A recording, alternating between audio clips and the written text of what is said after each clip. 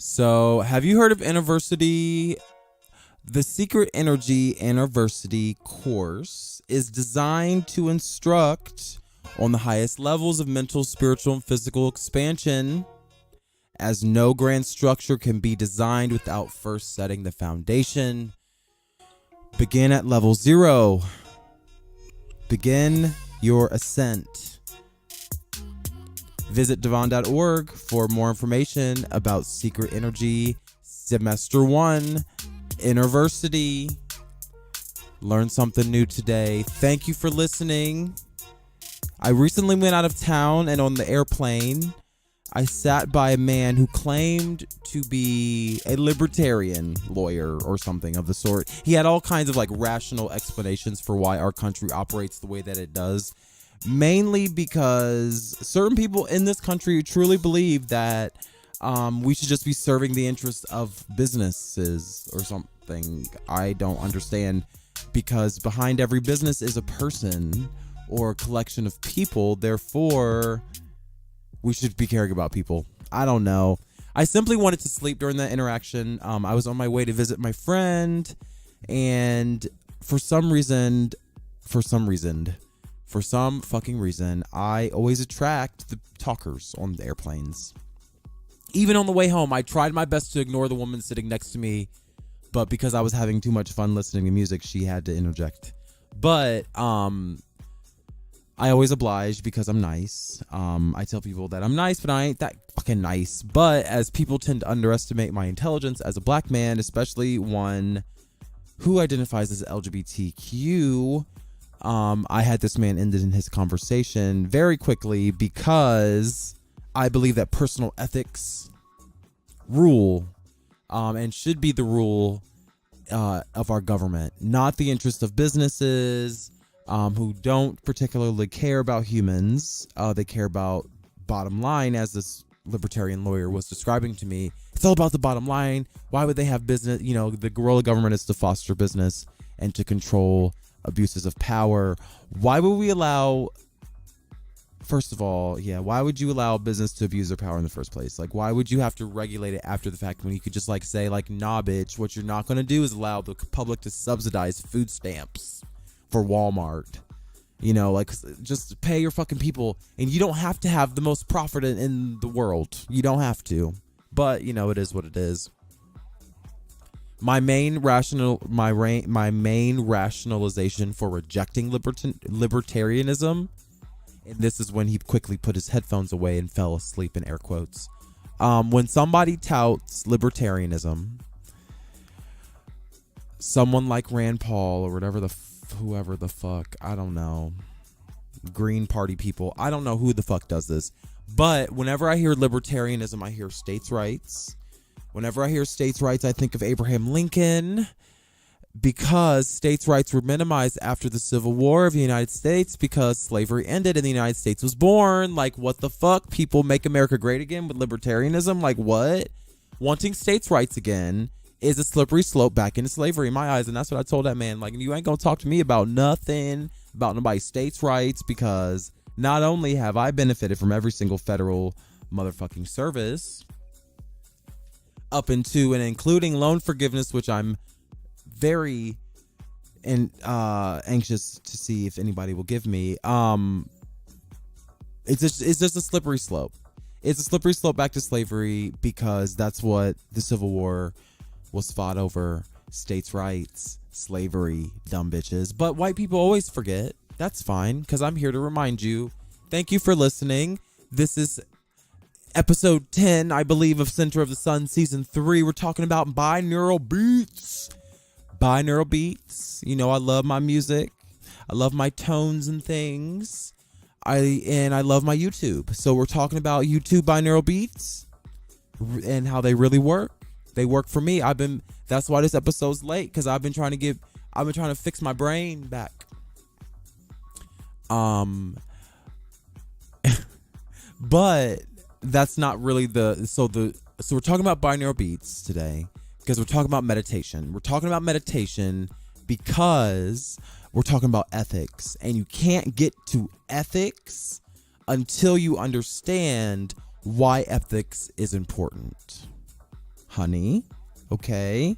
Why is all of this relevant to you? Well, because we're talking about ethics. It's very pure and it's very simple. But ethics are different than morals, peeps. Religions drive morality. Right and wrong. That is driven. That's a duality. Even though I have a whole episode about substance dualism, we've learned something since that episode, in that we here at Center of the Sun do not ascribe to dualities unless they are necessary, because there's nothing wrong with the duality, but it also is not the end all be all truth. God and sun, yes and no, black and white. We are not here to cast those spells. We're here to cast the spells that reside inside of us right now. Okay?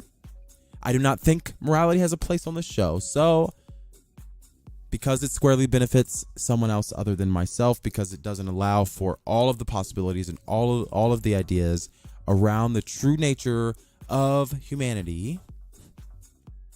But ethics does give us a little bit of insight. Okay, so how does one figure out what is ethical? So how did this libertarian lawyer dude on the plane, who says he's very rich, but I don't know. I mean, I sit by people all the time on the plane who are rich. I'm like, I don't really give a fuck, honestly, because he don't know me. See, people believe that I care about like being rich. What I don't. Well, yes, I do, because I will be making $30 million a year at some point. That'll be my salary in the future, but not because I like am a lawyer. It's just because whatever comes out of my consciousness will help me attain that. So anyway, and they'll always be for the highest good. That's what I'm assuming is going to happen. So last week we talked about the three worlds, or whatever I'm trying to say, of human evolution and psychic unfoldment.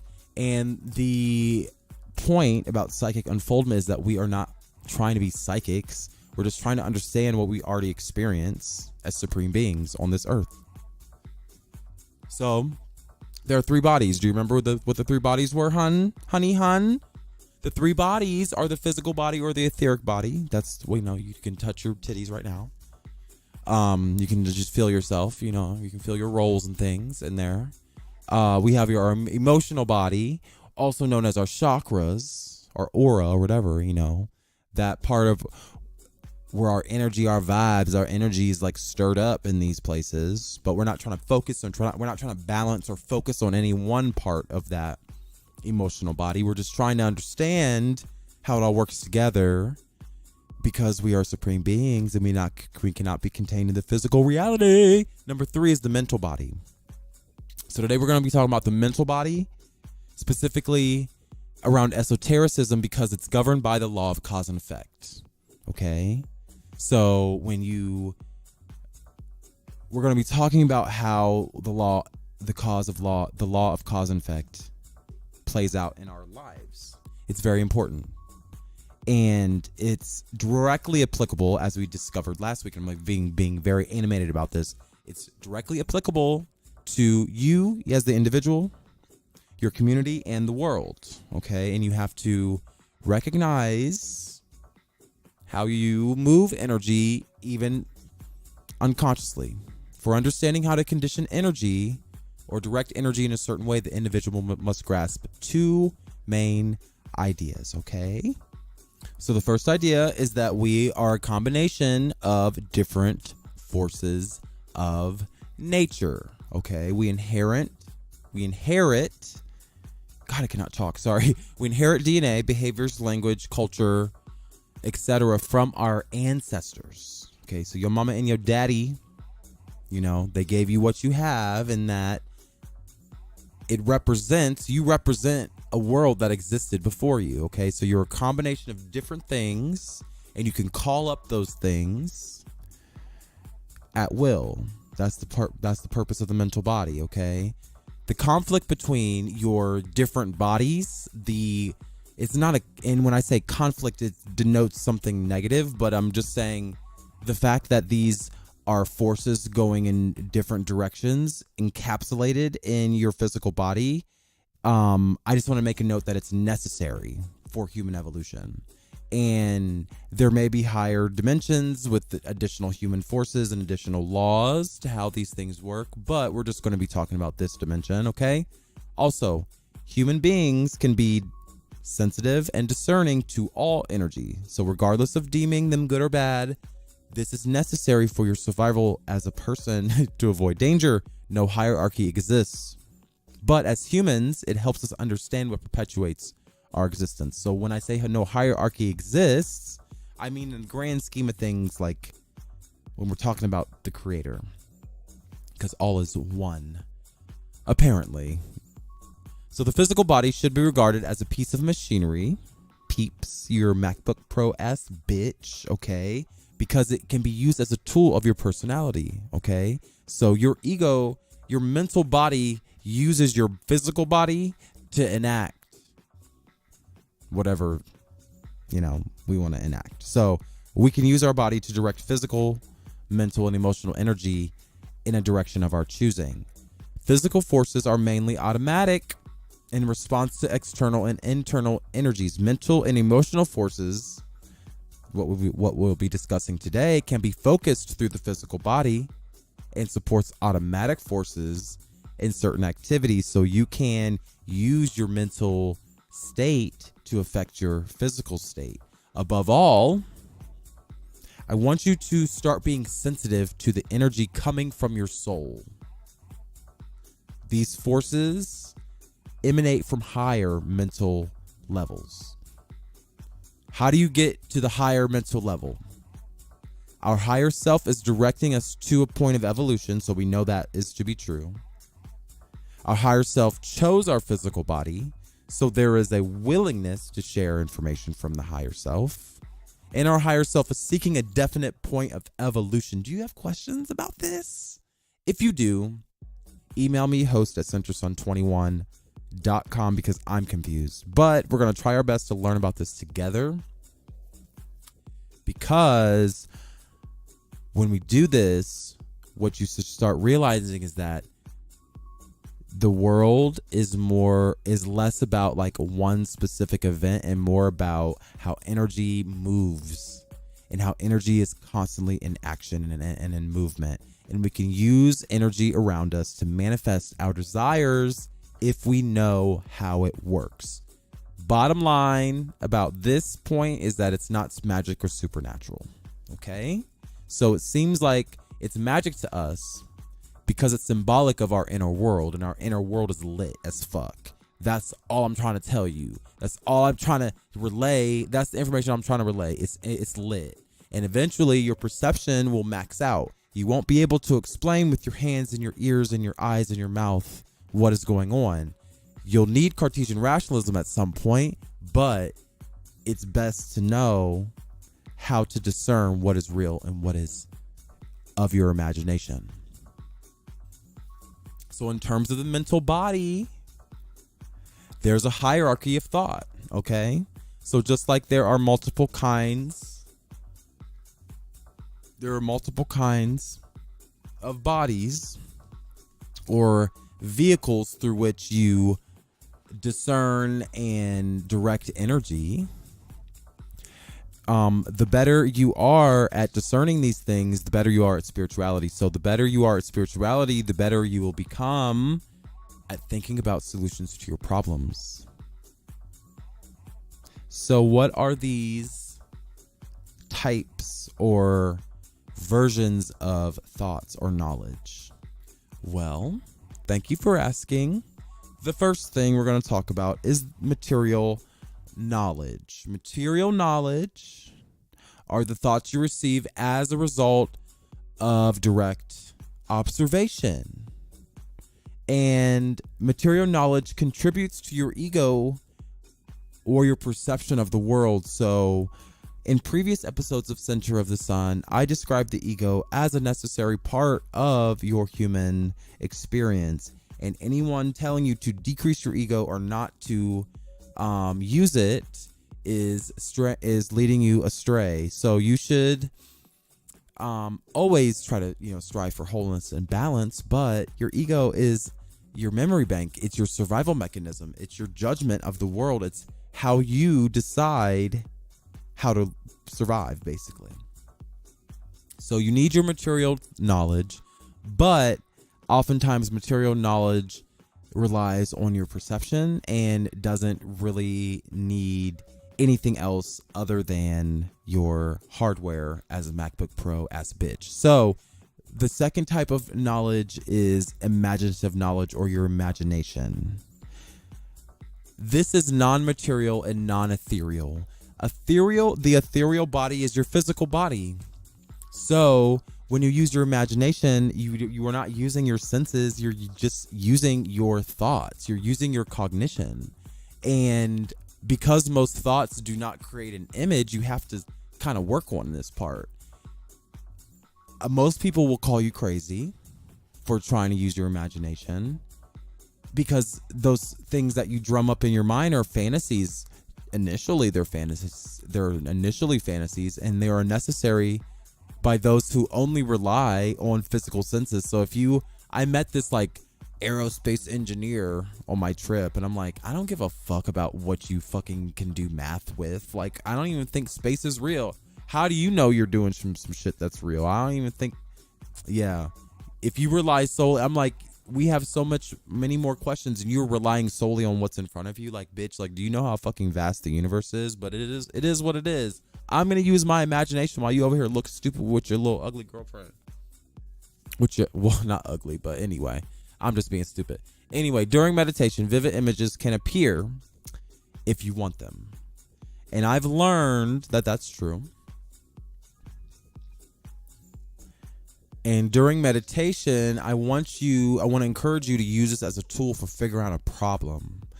That's the coolest thing, when you like sit there and you spend an hour listening to some binaural beats. That's what I'm going to be suggesting, a method of meditation for you today. And you can use that space to see what you can figure out.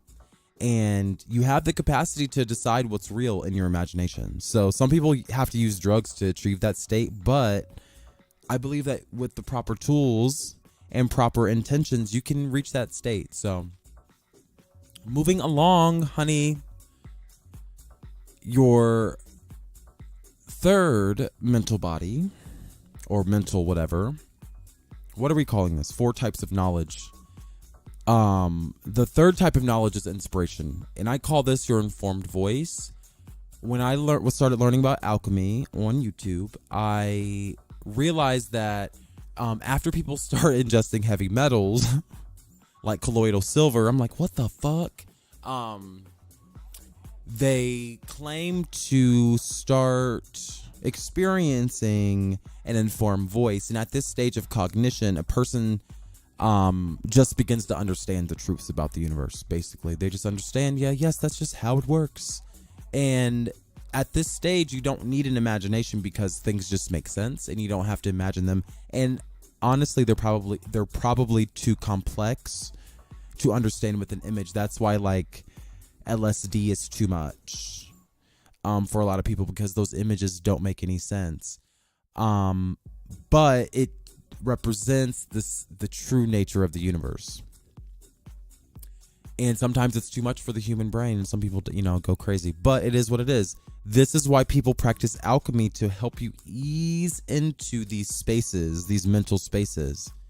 If you want to learn more about like these supplements, I'm like, people take it and deny HIV medication because of it and all kinds of stuff. I'm like, what is it?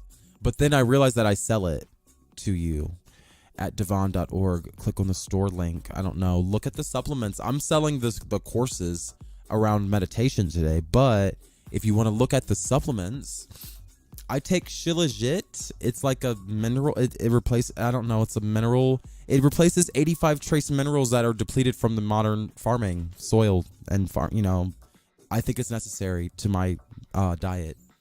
It's been working for me. It's making me smarter, but that and meditation making me smarter. I don't know why.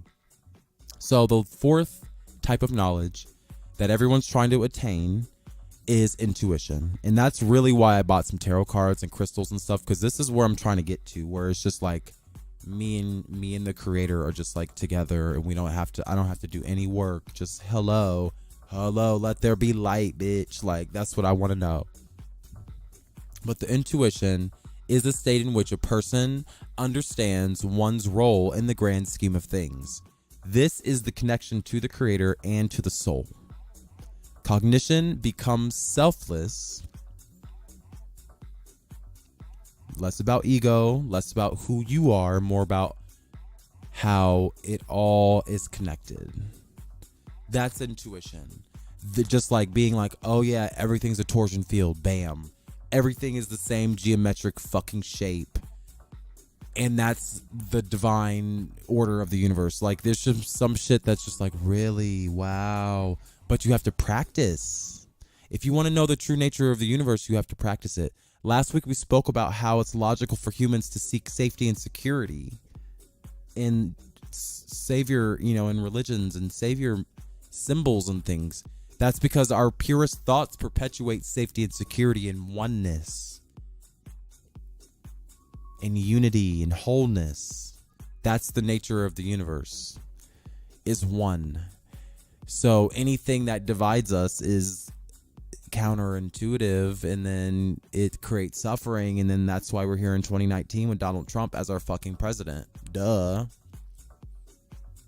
But the bottom line, I can talk politics. Go to devon.org if you want to talk politics.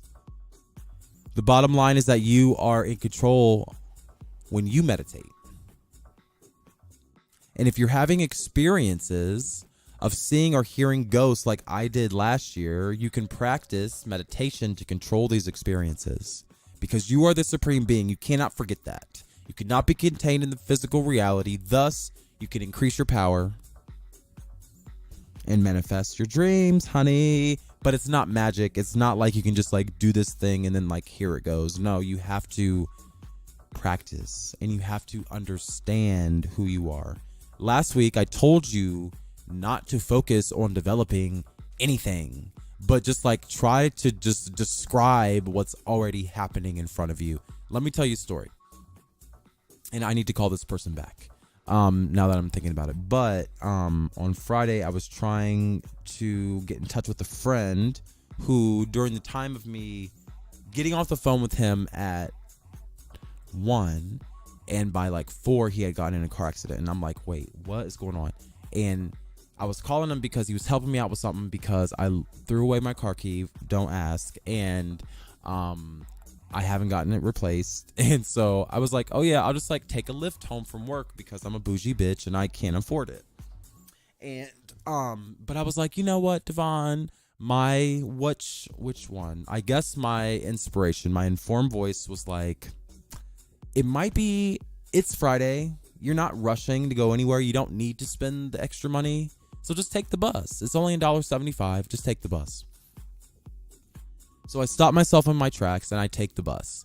And then I'm calling. I'm like, where the fuck is he? I told him I'd be done at 3.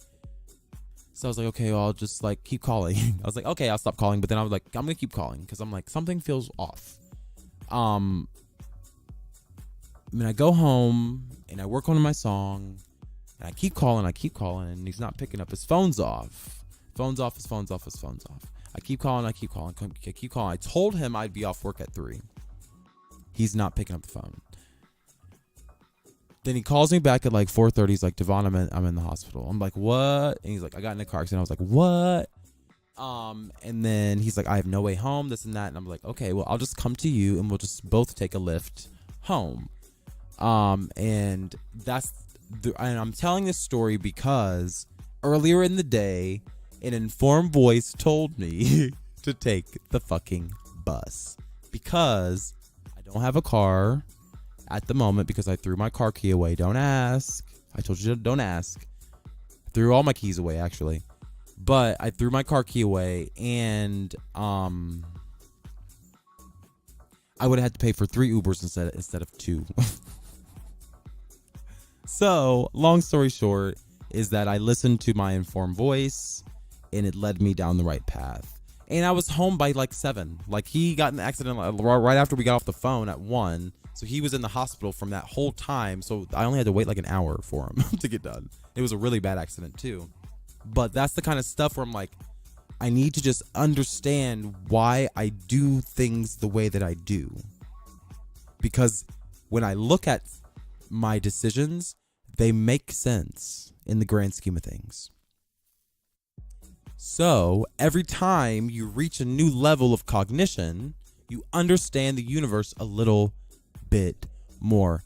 And I tell my boss this all the time. I can make better decisions with more information, not less information, sir. Like, how is this hard? Like, you want more information. And personally, I hate meditation. I really do.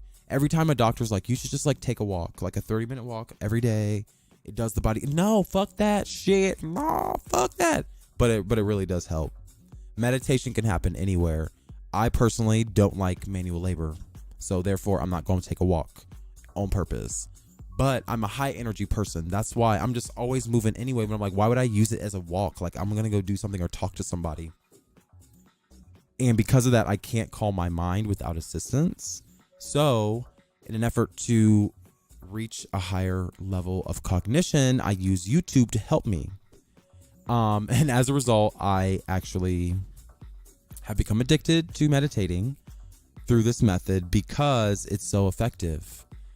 Because it doesn't require as long practice as a top meditator would, like someone who's like a yogi saying all day long. Today I want to share with you on my blog. You have to go to devon.org to see the links, but I'm sharing with you my top 5 meditation videos on YouTube that use binaural beats. What are binaural beats? It's a weird word, but binaural beats really work when you're trying to study or trying to get into a deep meditation. Sometimes these help me sleep. So if you're having trouble sleeping, this could also help you sleep. Basically, what I want you to understand is that the secret to meditation is visualization. Okay? This is something you should focus on because you're literally creating forms. The truth is in the forms. I don't know if you understand how big this is, people. Okay, so let's take a break. Hold on, pause. This is huge because you're basically becoming a content creator on the astral plane. Like some weird shit. And once you build a form, your thoughts give that form energy. Are you following me here? You give the universe volume. You manifest form simply by thinking, simply by visualizing that it's true, and then you add energy to it with your thoughts. And then you combine that connection to your soul with that form, and now you have something actually tangible and animated. Like a child. Oops. Like a child. Because you're a supreme being with a whole host of ideas and beliefs and emotions and stuff, you add all of that into that form that you visualize during the act of meditation. Like, you see how the process works. It's like I'm going backwards, but the process works because you add value to the form by creating a hierarchy. By creating a hierarchy, you're reflecting your inner world by manifesting and expressing it in the outer world, and you start to create an outer world with your thoughts.